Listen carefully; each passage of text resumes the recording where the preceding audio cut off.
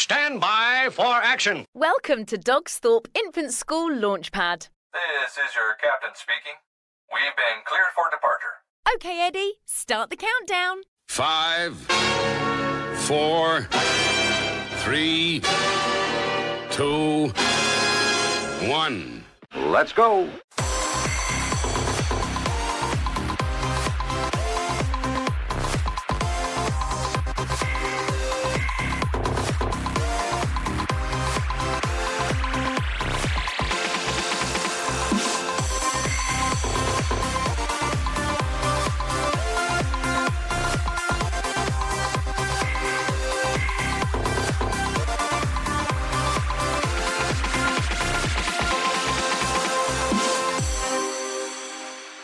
Part of the Hampton Academies Trust. It's the school where stars go to dream, believe and shine. And we welcome to our show Lexi Rees, who's an author who says she produces books for adventurous children. Welcome to the show, Lexi. Hello, thank you very much. A pleasure to be here and delighted to be invited to join you with your global listener base. Now, before we get on to what you do offer, could you tell us a little bit about yourself and what inspires you to do what you do and write what you write?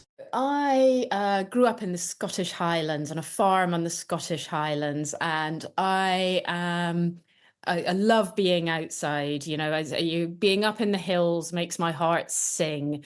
So I find most of my inspiration for writing when I am outside.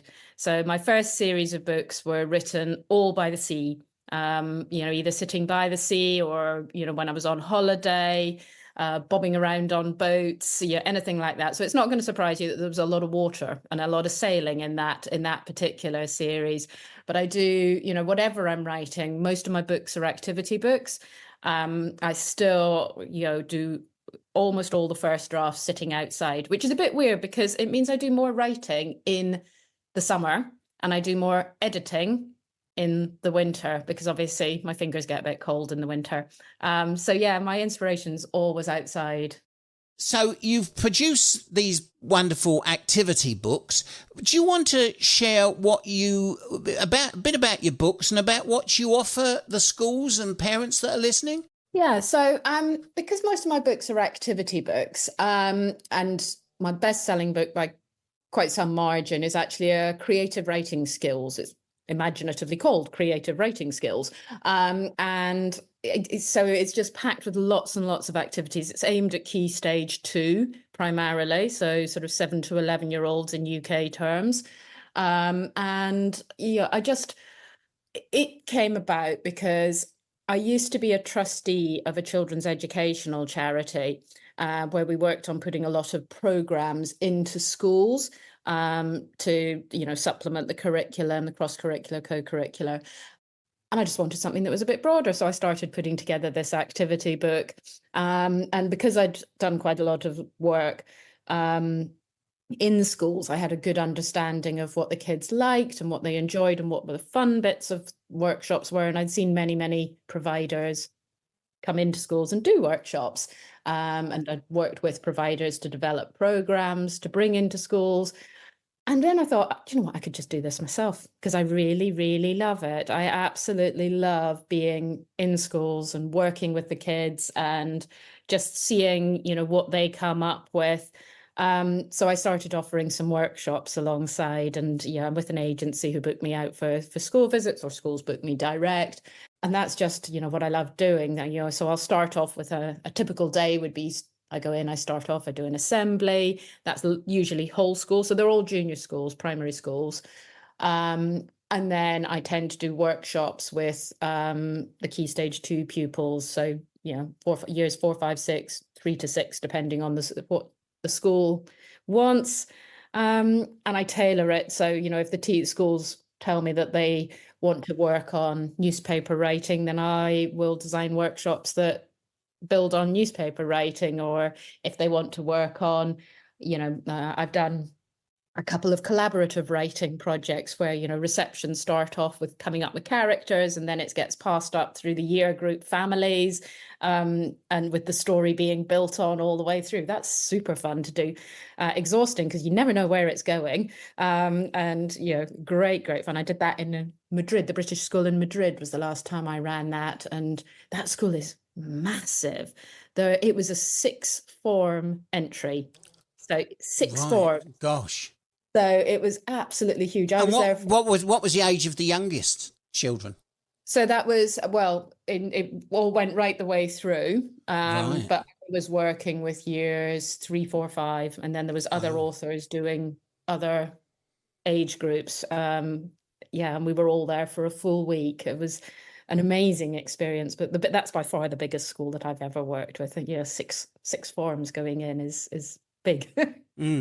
So I do all sorts of different things, and most of my school visits are around creative writing, with aiming to just supplement what the teachers are doing, reinforce some key messages. Editing, we always talk about editing. We have long conversations about editing, and I share all my journeys on editing and all my mistakes and learnings, and planning, how important planning is, and how without my first book, which was fiction, I thought I had a good plan. I did not have a good plan. I had half a plan, barely, and some ideas. And the editing from that took so much longer. So I always go through that journey with the kids, and the teachers quite like that. It usually lands quite well. It's a fallacy, isn't it, that some people get the idea that authors just sit there and bash out this story and pass it to the publisher, and the publisher says, that's great, we'll go with it. It doesn't work like that, does it? There's a lot of there's a lot of labour goes on in between. The first draft is just a very start of a very long road. That's just words on the page. But in many ways, that's the hardest bit, because if you've got a blank page, it doesn't write itself. So you always call your first draft is the rough draft, and obviously, when I finished my first draft of my first book, it was 18,000 words. And I was convinced it was perfect, flawless, and exactly, I had everything in it. Now, 18,000 words is actually quite short. By the time I finished editing, it was 36,000 words, because this is something I talk to the kids about. It's people have natural writing styles. So I underwrite because I rush to the action. I like adventures. I like adventurous books. So I rush to action, to action, to action. So when I go back and do my editing, I have to make sure that the mind movie is there for the readers. So, that they know that we have moved locations and that they can visualize the location, because I knew what it was in my head, but I rush to the action and don't actually tell the reader. So that's why my books get longer when I edit. I've got an author buddy who writes for grown-ups, and his last book, I think, was edited from something like 130,000 words down to 90,000. So he's completely the opposite extreme. So it's quite interesting just to explore, knowing enough about your own personal style to know where you need to. I know where my gaps are going to be. It's something I've learned.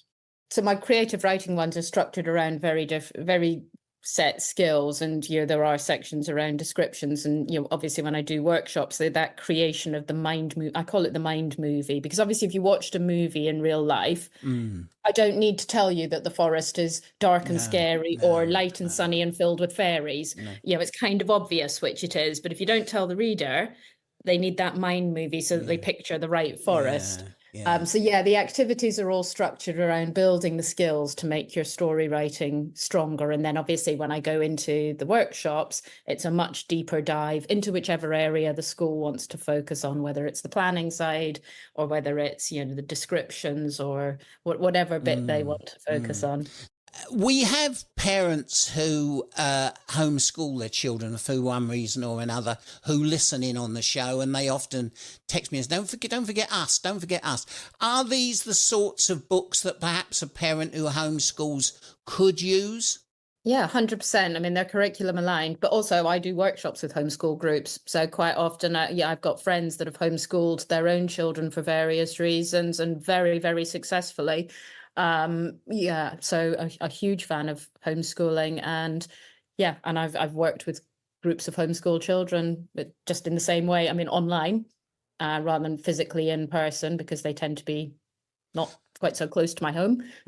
And will they need extra help if they bought your book? Would they be able to start off on the book, or would they need a little bit of help if they're a parent homeschooling?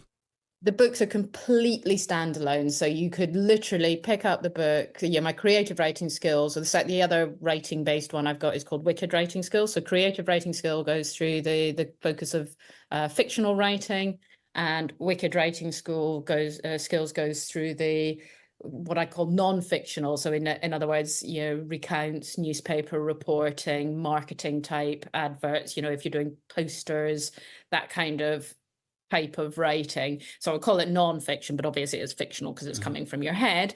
But the way it's presented is non-fiction. So those are, and each is built up. So you cover a particular aspect of that writing, and then there's maybe 6 to 8 different activities to practice skills that relate to that particular topic, and they all build up.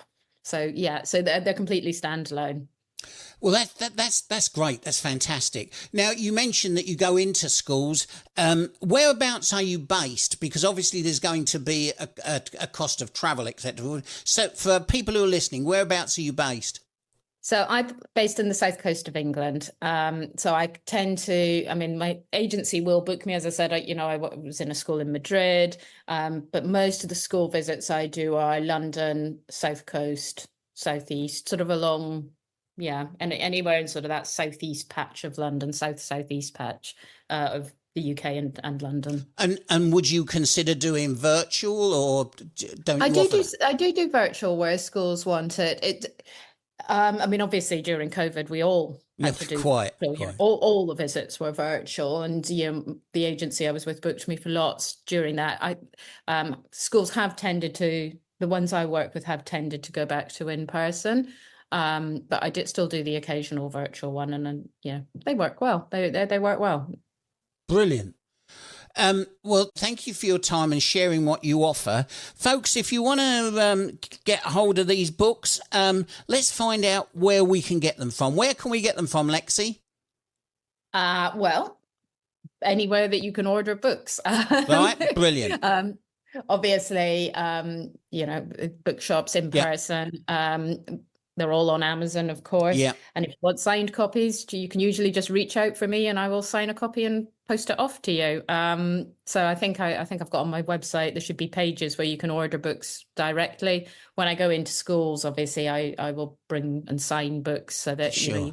people have their signed books.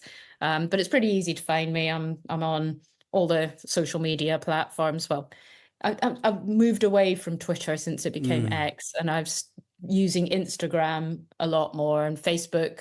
I've always liked Facebook, so I'm easy to find on there, and I'm very chatty. So if people do ask me questions, and I have schools that sometimes reach out and just want to, the kids want to ask questions, I will always respond on whatever channel you reach out to me through. So love talking to people. That's brilliant. So that's lexirees.co.uk, and it's Lexi Rees, REES, .co.uk.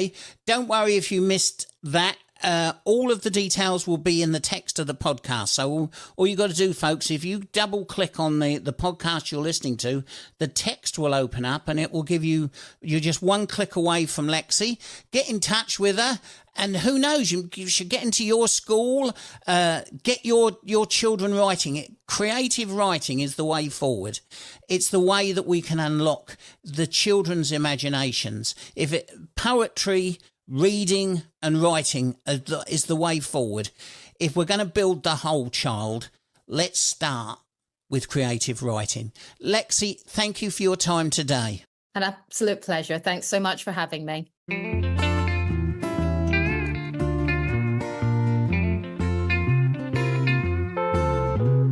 His name is Eddie Edster, he's a well-being dog, and he's here at Dogthorpe School. He's such a little cutie, wagging his tail, and the kids all think he's cool. He makes them feel safe, he's great for mental health. He gives them confidence from his very self. not talking about money, but he brings so much wealth. He's Eddie Headstar, the well-being dog. It's Eddie Headstar, the well-being dog. It's Eddie Headstar, the well-being dog.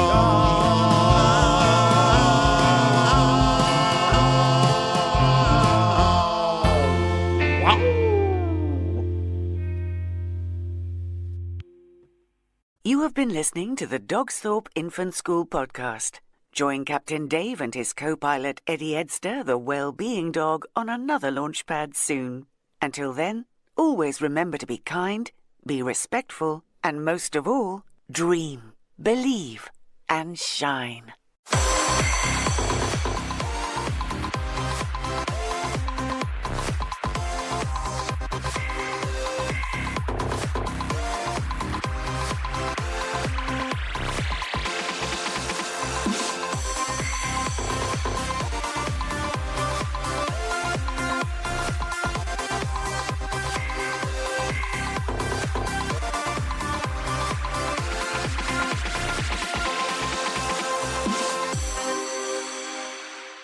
Dogsthorpe Infant School is part of Hampton Academies Trust.